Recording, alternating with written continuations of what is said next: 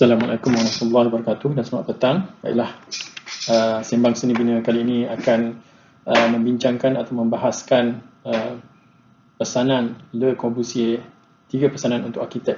Satu makalah ataupun satu syarahan untuk seni bina moden yang banyak membentuk dan menjadi asas untuk seni bina moden. Sedikit berkenaan dengan Le Corbusier. Beliau ni lahir di akhir kurun ke-19. 1923 beliau telah menerbitkan buku dalam bahasa Perancis, Vers Unie Architecture, yang bererti Towards a New Architecture. Okay. Dia menggariskan prinsip-prinsip seni bina moden. Dalam buku itu antara yang menarik adalah 3 pesanan untuk arkitek. Dia membincangkan tentang estetika, jurutera dan seni bina. Bagi dia, kedua-dua kumpulan ni, profesional ni, jurutera dan seni bina, mempunyai pandangan ataupun paradigma yang berbeza. Dan bagi Le Corbusier, jurutera ni lebih mantap kerana dia mengikut hukum alam, hukum ekonomi berdasarkan matematik, selari dengan hukum sejagat. Jadi dia mampu mencapai harmoni berdasarkan hukum alam, hukum saintifik dan sebagainya. Manakala arkitek pula, kerja dia menyusun bentuk dan rupa, mencetuskan emosi yang plastik. Benda emosi ni benda yang tak konkret. Dia menyusun dan menghasilkan aturan yang seakan senada dengan dunia kita, menyusun gerak hati dan kefahaman dan menerbitkan keindahan. Jadi dia punya proses untuk arkitek ni menghasilkan kerjanya lebih abstrak dan lebih seni. Dan bagi Le Corbusier, ianya tidak menggambarkan satu kaedah ataupun yang cekap lah berbanding dengan jurutera tadi. Apa dia 3 peringatan untuk arkitek tu? Pertamanya dia membincangkan tentang jisim ataupun sifat bahan yang ada, bahan alam nyata ni, jisim. Dan jisim ni dia merujuk kepada binaan bangunan lah. Katanya mata kita dibina untuk melihat bentuk dengan cahaya. Jadi bangunan ni adalah bentuk yang boleh dinikmati dengan adanya cahaya. Kalau tak ada cahaya, kita tak dapat melihatlah bentuk yang dihasilkan. Dan dia juga percaya bentuk-bentuk asas yang ada di alam ni, bentuk asas ni bentuk yang abstrak, segi empat tepat, bulatan, segitiga, piramid dan lain-lain adalah cantik kerana ianya jelas dapat digarap oleh minda. Ianya satu yang abstrak, senang difaham. Bulatan, apa itu benda bulat ataupun 4 segi dan kotak. Kalau kita tengok di alam semula jadi, bentuk-bentuk ni sebenarnya tak wujud secara perfect. Tapi dalam minda manusia, bentuk-bentuk ni mempunyai kewujudan yang tersendiri. Dan dia juga mengatakan arkitek pada hari ini, maksudnya pada zaman dia lah, tidak lagi mampu menggapai bentuk-bentuk yang ringkas ini. Mungkin pada masa itu Eropah dan tamadun barat lah, lebih telah jauh melangkau daripada bentuk-bentuk yang asas ni.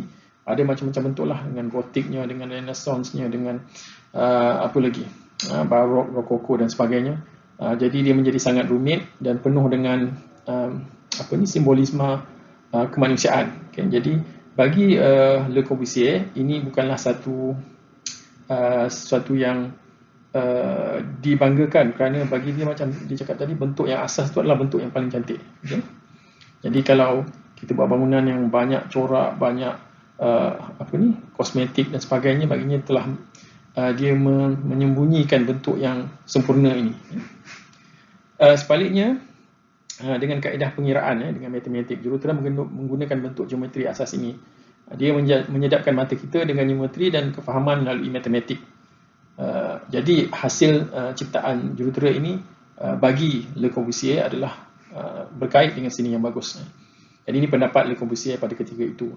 Dan mungkin dia ada kaitan dengan revolusi pemikiran di barat yang cuba mencari hakikat objek ataupun hakikat kewujudan apa juga benda di dunia ini kepada asasnya, apakah perkara yang asas. Jadi itu pendapat dia pada mengenai jisim pada ketika itulah. Seterusnya, perkara yang kedua yang disentuh oleh Le Corbusier adalah permukaan, iaitu fasad ataupun tampak bangunan. Tampak inilah, dinding luar inilah yang menyelaputi jisim bangunan tersebut. Dan dia boleh dihiasi dengan garisan yang mencetuskan arah dan rupa, memberikan jisim itu ciri-ciri tersendiri. Maksudnya rupa tampak itu boleh, walaupun bentuknya yang sangat asas, tapi tampak pada dinding itu boleh dihasilkan, direka bentuk dengan cara yang kreatif, menggunakan garisan, menggunakan rhythm, bentuk tingkap dan sebagainya. Jadi jisim itu akan mendapat ciri-ciri tersendiri dengan walaupun katalah dua bangunan yang bentuknya sama, tapi dia akan berbeza dari segi cara permukaan bangunan itu direka bentuk, diwarna dan dibina dan sebagainya.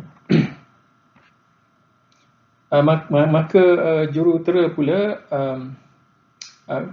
arkitek hari ini takut dengan elemen geometri dalam permukaan sebab banyak simbol, macam saya kata tadi, banyak reka bentuk yang dipengaruhi oleh budaya dan adat pada masa itu menyebabkan bentuk yang asas ni telah dikompromi. Jadi dikata masalah pembinaan moden, masa tu dia cakap tentang pembinaan moden, mestilah bersandarkan penyelesaian geometri. Senang dan tepat. Kalau kita buat bangunan segi 4 tepat, kita tahu ukurannya bagaimana. Kalau kita buat bangunan segi 3 macam piramid, kita tahu berapa banyak batu yang kita kena pakai. Jadi baginya antara faktor kemodenan adalah kecekapan penggunaan dan pembinaan bangunan. Jadi bentuk-bentuk yang asas ni boleh membantu dalam mencapai aspirasi tersebut.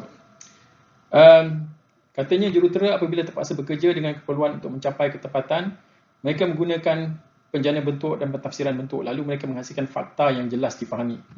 Sebab jurutera ni mereka terpaksa patuh kepada geometri, kepada ukuran, kepada pengiraan matematik kerana atas dasar kecekapan. Struktur mesti kuat, bahan mesti jimat. Jadi mereka menggunakan geometri untuk mencapai ketepatan tersebut. Jadi apabila mereka menggunakan geometri ini, maka terlihatlah bangunan yang bentuk 4 segi dengan segi 4 tepat, piramid, suatu bentuk yang asas, yang mudah difahami. Dan yang ketiga, pesanan yang diutarakan oleh Le Corbusier adalah pelan. Pelan ni cara ruang itu diatur dan dilukis atas 2 dimensi. Okay. Dan bagi dia, bentuk bangunan sebenarnya berasal daripada pelan. Pelan tu memanjang ataupun pelan tu bulat, pelan tu begini-begini, perlu dia akan menjana reka bentuk akhir bangunan tersebut. Okay. Kalau tak ada pelan, maka kita main buat je bangunan, maka akan timbul kekelam-kabutan, ketidaksesuaian dengan fungsi dan sebagainya. Dia kata keadaan yang rekaan yang sesuka hati, sewenang-wenangnya. Baginya pelan itu sendiri adalah intipati sensasi. Dan bagi dia pelan itu adalah intipati yang boleh menghasilkan rasa keindahan, rasa kekaguman. Kalau pelan itu betul, maka bangunan itu akan betul. Dan menurutnya masalah masa hadapan yang terhasil dari keperluan umum memerlukan soal pelan dikaji semula dalam bentuk yang baru. Okay. Dan pada ketika itu, apabila kemodenan telah mula bertapak dalam tamadun manusia, dia mencadangkan cara kita mereka bentuk pelan ini perlu dikaji semula. Mungkin dia juga berharap pelan yang berasal daripada bentuk-bentuk yang asas tadi menghasilkan seni bina bangunan yang dengan bentuk-bentuk geometri yang bagi dia menghasilkan keindahan. Dan dia mengatakan kehidupan moden memerlukan dan menanti pelan yang bersifat baharu. Kepada ketika itu, pelan mungkin cara direka bentuk adalah mengikut reka bentuk klasik dengan golden section dan sebagainya. Jadi bagi Le Corbusier, satu pendekatan baru perlu diadakan untuk bangunan moden. Okay. Dan dia boleh diaplikasikan bukan saja kepada rumah, bahkan bandar pun perlu direka bentuk dengan cara yang moden. Cukuplah buat masa ini. Setakat ini perbincangan kita. Terima kasih kerana sudi mendengar dan melayan saluran ini. Dan jangan lupa untuk like, share dan subscribe. Terima kasih.